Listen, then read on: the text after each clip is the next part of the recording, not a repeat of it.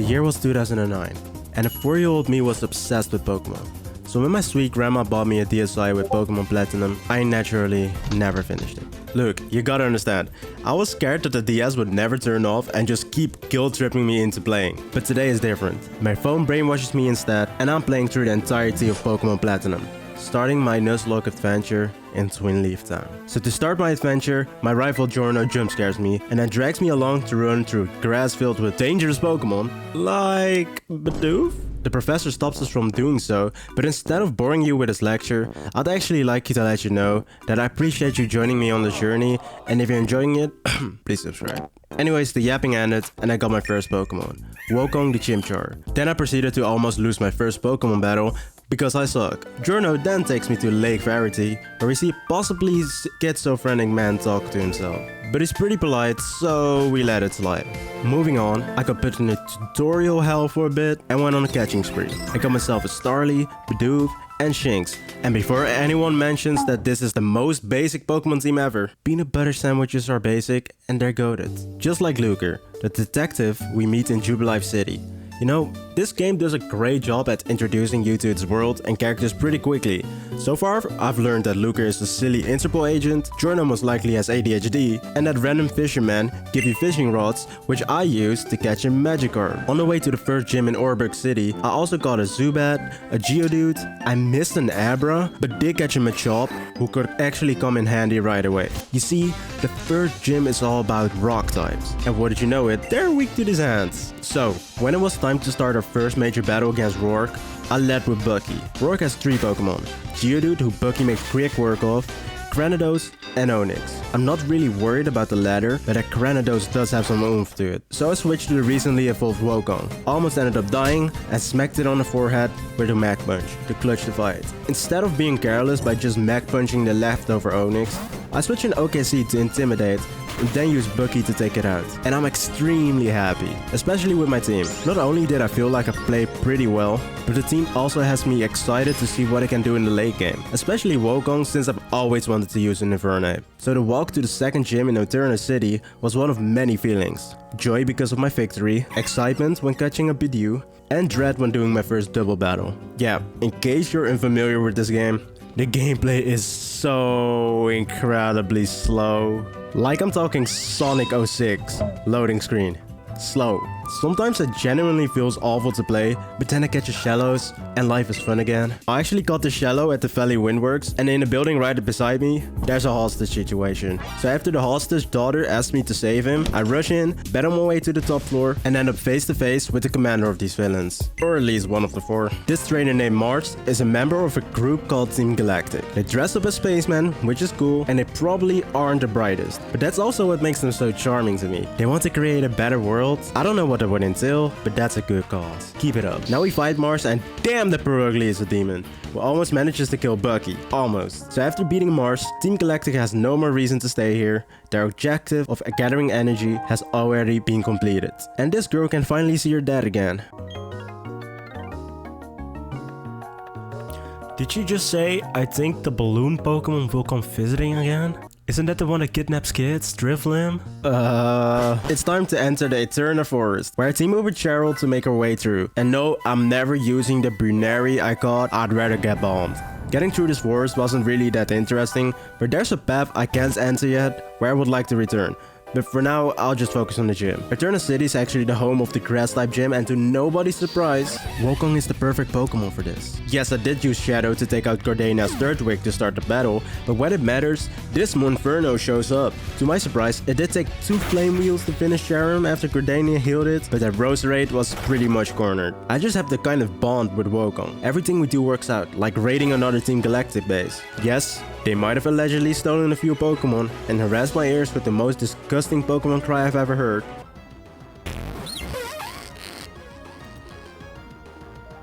But they probably couldn't hurt a fly. They seem a little too, dumb. As a reward for our help, we get ourselves a bicycle and a Togepi. So I cruise around the cycling road with it, which is basically an uncontrollable slope, and I end up at Route 206, where I can actually catch one of my favorite Pokemon ever. I didn't encounter them, but you know what? With the lack of fire type encounters in this game, I'm actually satisfied with having 2 of them. What the fuck? I already thought it was sus to see a Geodude with such a high level, but explosion. And the craziest part is, this is not even the only explosion that happened. Now my hopes and dreams of using an Infernape are blown to dust. I won't let this stop me. The death of my starter just means the rest had to step up. And one of these guys that I caught has the ability to step up like no other. But that will take until the end of the game, so let's focus on these champs for now. Gyarados speaks for itself, but it would actually be a team effort from Luxio, Golbat, and a new Kirlia that I'd be hoping for. Heartham City is the place where we can fight a third gym. And although this is a ghost type gym, the city doesn't reflect that at all. Yes, I'm doing contest. Shut up. Nevertheless, I do have my biggest hitters ready to take this French lady on, the Garza Relic badge. And a common theme among my Pokemon is that they have all types of moves to obliterate ghost types. So even when Shadow can get the final kill against Mentina's Magmashes, Zuma just catches the lob and finishes the alley-oop. Now that we have 3 badges and a way higher level gap, we get the power up. Lots of my staples have pretty early evolutions. Fiend, OKC, and Big all get their final stage at level 30 or earlier in Big's case. And ironically, here in Heartham City, I got the ultimate evolution Pokemon for free as well. Maybe one day it will fill a spot on my roster since it's kind of like a free coverage for everything.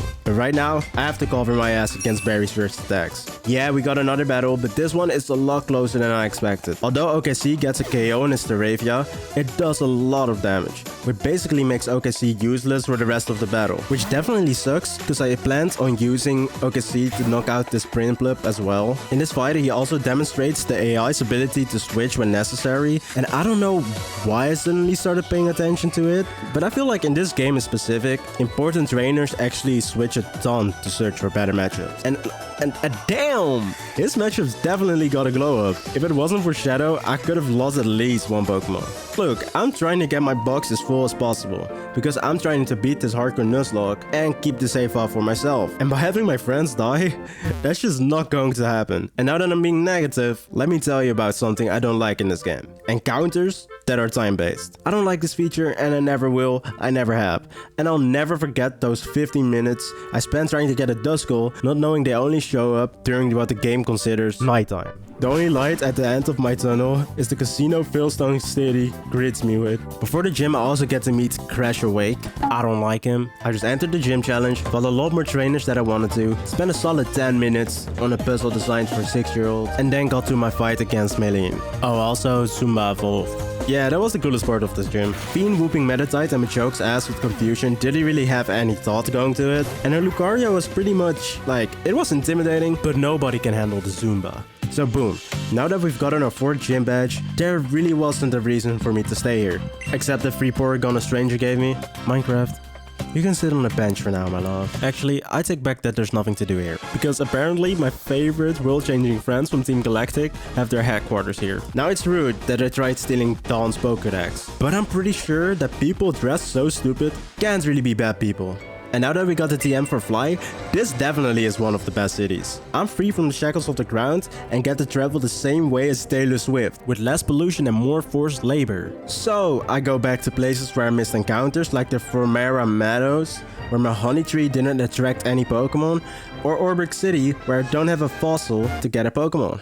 Maybe those can wait, because while exploring Route 214, I catch someone I'm very excited to use. I don't think I've ever used the Rhyhorn evolutionary family, but it does sound pretty fun. Right after I catch a Graverak, who, spoiler alert, never gets any playtime, and I end up at some sort of resort area. There are hotels, a pool, a beach, and a Wingull. And then I finally get to Pastoria City, where I heard I can find that wrestler guy. I also run into a Team Galactic member who nervously seems to be standing around for a package, but it's probably nothing. Then I go to this region Safari Zone, where I fail a Tangela encounter, which was pretty depressing. Listen, I don't want to be a hater, but the fights low-key have been pretty easy, and Jordan is the perfect warming up because he's like, not too easy, not too hard. So for this gym, I wanted to experiment to spice things up a bit. And there's this one Pokemon I've been meaning to give a try. Matcha, who evolved into my very own Roselia. I start my battle with Crash Awake and come out swinging. Right off the bat, my Thunderfang will do a number on his Gyarados. Wake immediately switches to Gyarados for a Quagsire, but since it's quad weak to grass, this just seemed like the best time for Matcha to make his debut. And oh my god, I've created a problem. With the power of the Big Root and Giga Drain, it will not only take care of Quagsire, but then suck the soul out of Weasel as well. Oh, and I forgot, I also have Poison Point, which poisons and takes out the Gyarados. This is an evil Pokemon. So yeah, 5 gyms down and I'm feeling great. I keep getting surprised by the amount of talent I have in my box. And remember, although I do have some personal preferences for some Pokemon, this is still a hardcore Nuzlocke and I can't risk losing them too early. I never want to go through an explosion incident again. You've got to be kidding me. So remember the Team Galactic goon from earlier that was waiting for a package? Yeah, the package apparently was a bomb, which makes the team I was vouching for earlier terrorist. Shit. For some reason, I have to chase this guy around who literally just bombed an entire safari zone. Who knows what else he could have on him. I want to go home, bro. But yeah, I chased him all the way to the Valor Lakefront, beat his team of a single Croagunk into the ground, after which he still got away. But this just left me with more questions, like what does their new world really look like? But before I could get my answers, I had to travel back to Route 210, which Cynthia actually gave me directions to Celestic Town. The way there was definitely rough because I kept missing every attack and due to the fog. But now that I'm here in Celestic, I could just maybe relax a bit, enjoy some of the lore this town has to offer. Huh? Alright, so maybe that one goon wasn't a fluke and these Team Galactic guys are actually mentally ill. So to save the town from a literal bombing, I confronted the Team Galactic grunt who stood no chance against Kaiser. And now that the town is safe once again, I entered the Selectic Runes, which are filled with lore about the creation of Sinnoh. I learned that long ago. There were 3 Pokemon that kept everything in balance. But before I can get to the good part, someone interrupts me. The schizo guy from earlier. Yeah, so in case you haven't guessed it already, he's actually the leader of Team Galactic, which probably puts him on Sinnoh's most wanted list. And he just yaps about changing the world to his ideal world. After witnessing the things he's willing to do, like, I don't know, bombing elders, which is pretty funny for a kids game. I decide to stop it. I start our fight using Kaiser since you can almost never go wrong with a Gyarados. So I just spam a bunch of Aqua Tails to take out Sneasler, and then when a Golbat comes out, I switch to OKC to get an Intimidate off, barely taking any damage from Poison Fang and taking it out with the electric counterpart. Lastly, we got the Murkrow who actually does massive damage with Nightshade, but massive isn't enough against OKC, who shows why she's our leader once again. After his defeat, Cyrus seems to be unfazed, goes around basically calling us idiots for not understanding where he's coming from, and walks out. But I don't care enough to let it bother me now that I have the TM for Surf. So with access to traveling the waters, I get myself a Tentacool and make my way to Canalave City, where Barry seems to be waiting for me once again, but this time with a fully evolved team. What if I just switch? That's the wrong Pokemon. I'm actually a dumbass. How do I even go to the wrong Pokemon? Okay, now you're just overdoing it, bro. What are you doing? Bro. It doesn't kill. Thank you. Thank you, goat. Thank you, goat. Rapidash. Okay, you probably think you can kill me. That's why you sent a Rapidash against my water type, right? So how about instead of just taking a takedown, I'ma switch to big and avoid taking unnecessary damage, huh? Got you, bitch. Okay, Heracross, I don't really know what to do with you. Okay, you're probably gonna Night Slash, so let's switch to Shadow and then just use Fly. Good job. Let's see if the skills. I don't mind it though. I don't mind it. If he bubble beams me, that's a lot of damage. So is there a way to make him go not bubble beam? Okay, I got it. I think. How about I go with Sally and then switch to OKC, so he doesn't go for bubble beam. Watch this. Was that a critical hit or something? Yo, if he missed a Thunderfang, I would have been dead. That would have been very depressing and saddening. We gotten out of tighter spots before. Yeah, right, buddy. You've never seen Shadow. Just like the King Von of Pokemon with Intimidate. Damn, I didn't even need Fly. That's crazy. That's crazy, bro. Alright, I'm not gonna lie, that fight was pretty hard, which means I'll have to take a proper look at my party for the upcoming gym. The Canalave gym is focused on steel types, and in my current party, I'm pretty sure none of them can hit any weaknesses. Luckily for me, I have a bunch of ground and fighting types in my box. Bucky makes his return as a Machamp, Mango can finally make an appearance, Oracle finally gets some spotlight as a replacement fire type, Bazinga has some use, although I still hold a grudge, and Hippopotas I caught earlier on in a random cave grew into a strong Hippowdon that I could base my strategy around. Earthquake and Prey. I know this strategy doesn't seem that creative, but for this gym I honestly didn't have any better ideas than click strong move and do it again. And there's nothing wrong with that. Yes, it did cause me to overlevel Rapidash by accident, but would it really matter? The answer is no.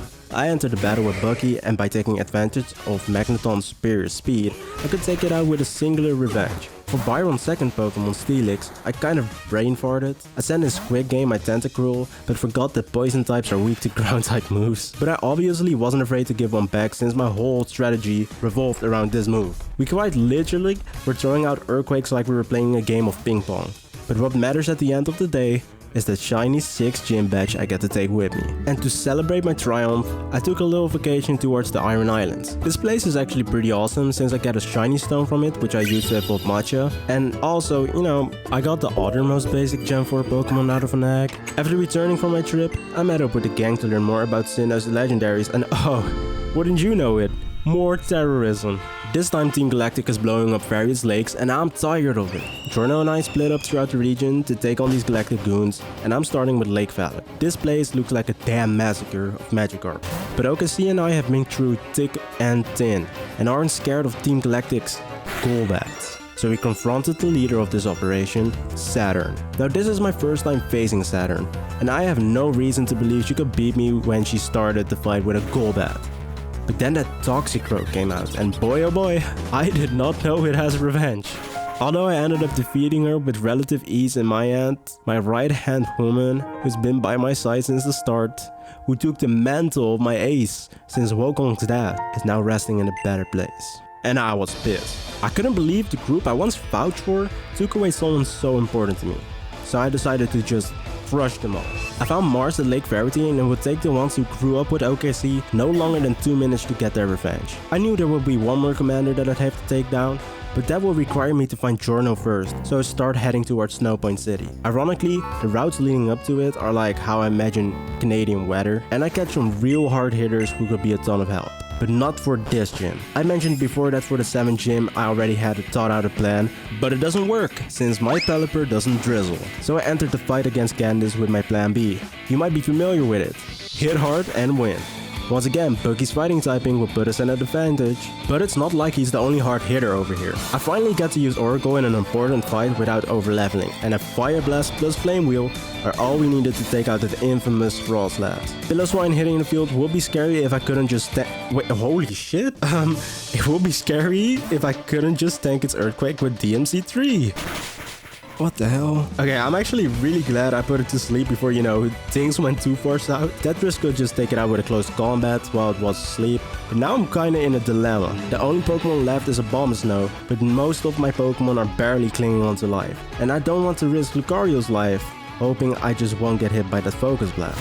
So I switch to Jawd, who gets hit by Focus Blast. Twice. Well, at least I knew better than to let someone important take the hit, you know. And with the Icicle badge and access to Rock Climb, I could finally get to Jorno, who lost his fight against that Galactic commander. I wanted to fight her right here, right now, but after hearing the verbal abuse Jorno received from her, I couldn't help but let her go. But that doesn't mean I don't know where to find her. First, I have my priorities. I catch a Floatzel, which is something I'm surprised I haven't done yet, and use the duplication clause to manipulate my Fuego Ironworks encounter for a Magmar. After which, I return to Fieldstone City to visit the main Galactic base once again. This time not as a supporter, but as a hater. So Luca and I go through the entire building, searching for the boss, and I found the evolution item I teased from Minecraft earlier. We take out some grunts, some scientists, and find Cyrus's Maga Rally. Once again, he yaps about how much the current rule sucks, and that will make it better, but let me point out, he never talks about how that will work, and these guys just follow him blindly for it. And he doesn't even like him. He tells us himself. This is like the most asshole 27-year-old I've ever seen.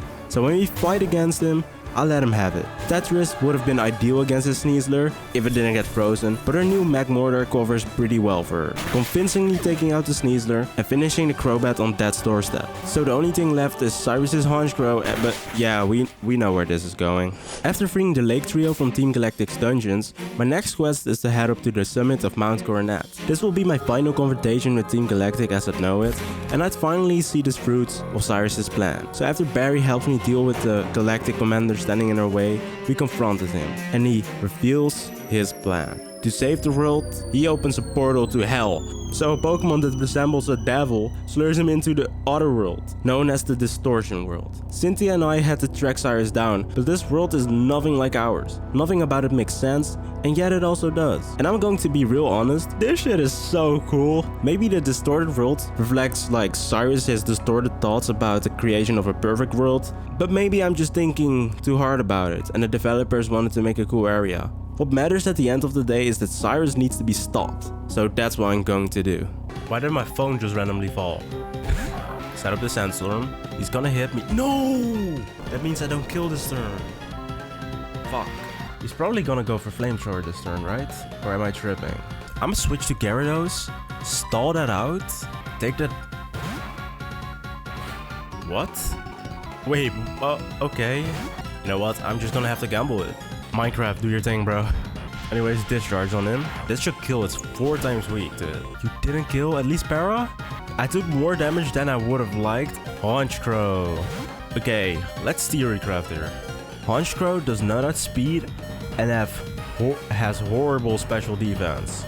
Do I think a discharge can kill Honchkrow here? Shit, I do. Show him why you can... Oh. But my special attack is so good. But it's the more guaranteed kill. I want to guarantee that he dies. Yeah, I'm an Ice Fang. Okay, Weavile is kind of annoying. Wait, I have an idea. It has Fake Out, so it's probably gonna fake me out. So what if I switch to Heat Blast, take the Fake Out damage, the next turn I got a free Flamethrower because you can't kill me in 1 hit. Never mind, bro, you're the GOAT. Bang bang. Okay, that should... Hey! So now all that's left is Crobat? I don't want to lose anyone else. I'm already upset that I lost freaking Minecraft, bro. Yeah, the special attack down. Damn! Flinched. I'm gonna kill him. I only had 1 electric move. Okay, Sally, you know what? It might be your time to shine, bro. I mean, I gave you Surf. If he flinches, I might actually end my own life. Oh. Wait, I'm actually a dumbass. I need you to fall asleep. Okay. Bang.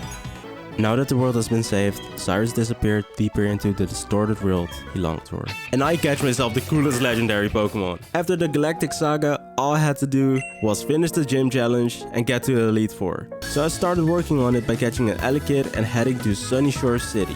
You know the drill by now. New city, new broken evolution, sweep gym. The only difference this time is me blowing up a Zinga because I found it funny. And now that I have 8 gym badges, I get to tackle Sinnoh's Victory Road.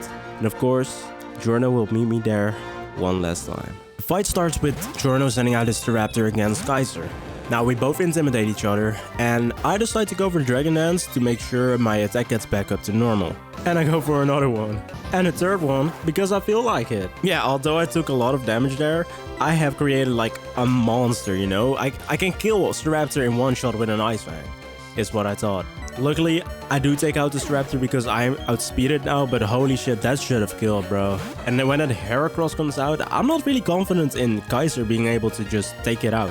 But at the end of the day, Kaiser proves me wrong and just does his +2 waterfall and still doesn't kill, but flinches. So you know what, I'll just take it. I thought about switching Kaiser out, but then Jorno for some reason sent out Rapidash, so you know what? How could I just say no to 1 more waterfall, you know? So yeah, I've been able to kill everyone I wanted to kill with him, even though I've been very lucky. But when that Snorlax comes out, I decide it is actually time to switch. And I switch to Shadow to get it Intimidate off and make sure that Snorlax can do a lot of damage to me. Then I proceed to get it low enough with Fly to take it out with a close combat. Totally outplayed. And when the Roserade comes out, I mean, the devil spawn can get me, boy. Lastly, we have that Empoleon, but although it's a little difficult with its Steel and Water type, I have so many answers for that, and since I just feel like it, I switch to Mango. Empoleon's Brine does a little bit of damage, but Mango is Mango, and that Dig is all it needs to take out Jorno's final Pokemon. It's time. I've got my Elite 4 team ready. Kaiser, Shadow, Mango, Heat Blast, Fiend and Mooch are suited up and ready to take on the first Elite 4 trainer, AA Ron. whose first 2 Pokemon have a major weakness against Heat Blast. When the Heracross hits the field, I decide to switch to Staraptor to lower its attack, take it out, and eventually the scissor at the end falls to Kaiser, who's been nothing but consistent. Especially at the start of the second fight against Bertha the Ground-type trainer, he's actually so consistent that he takes out the entire team by himself. And it's the exact same for Flint the Fire-type trainer, which leaves just Lucian, master of the Psychic type. I'd actually start this fight with Fiend, but Kaiser of course pulled mad weight and the duo finished the fight with moderate ease. But look, the Elite Four is not what we're here for, it's the champion Cynthia. Chills cover my spine as I enter the black room, being greeted by the melody I've heard legends about for so long. And then the fight just starts. Of course, I start with the Pokemon who's always been my opener, Kaiser. And knowing that the Spiritomb likely can't kill me, I go for Dragon Dance, which raises my speed and attack. And with that same idea in my head, I do it again. And who's stopping me from doing it a third time? Not this Spiritomb. And definitely not this Togekiss, who's weak against what the In what world does a Togekiss survive a +3 super effective Ice Fang from Gyarados? But I have no time to dread over this for too long. Maybe this is just what it meant to be the champion of the Sinnoh region. Now I have to brainstorm over my counterattack, and I honestly think it's best to have a calm mind for these situations. A Thunderbolt from Fiend eventually does the job, and next I'd be meted by Cynthia's Lucario. I decided it will be better to use Mango for this matchup because of its access to Earthquake, and it definitely paid off, so Cynthia had to send out her ace, Garchomp. Now this situation made me feel pretty uneasy. Garchomp is an offensive menace, but mine unfortunately does not have the capabilities to kill this turn. For that, I'd need my Mamoswine, but if I just switch Mamo right in, he might die. And if I don't switch, there's a chance of my Garchomp dying. So I keep Mango in, and I don't know what I did to please the Pokemon gods, but Cynthia's Garchomp missed, giving my Mamoswine the opportunity to finish Garchomp off in one Ice Shard. But us finishing off the ace doesn't mean the battle was won. Melodic is a pretty powerful matchup. I draw in Shadow since he outspeeds and has the most type neutral matchup against it, but even after a close combat, it looked pretty grim. Until that Focus Sash popped, allowing Shadow to put Melodic into range for Garchomp to kill with one Earthquake. And that will mean the only Pokemon Cynthia had left for us was Roserade. And if you're familiar with my team at all, you'll realize I've already won. And now that I've taken down Cynthia and her most feared championship team of all time, I can proudly call myself champion of the Sinnoh region. And it honestly feels really good to finally be able to call myself that, you know? Technically, this is a journey I started when I was 4 years old, and now I'm turning 21 in a few months, which is crazy. Now, I'm gonna be real, this is not the only experience video I've done like this. I'm glad you got to join the journey, and I hope you'll be here for the rest of them. So hopefully I'll see you later. Peace.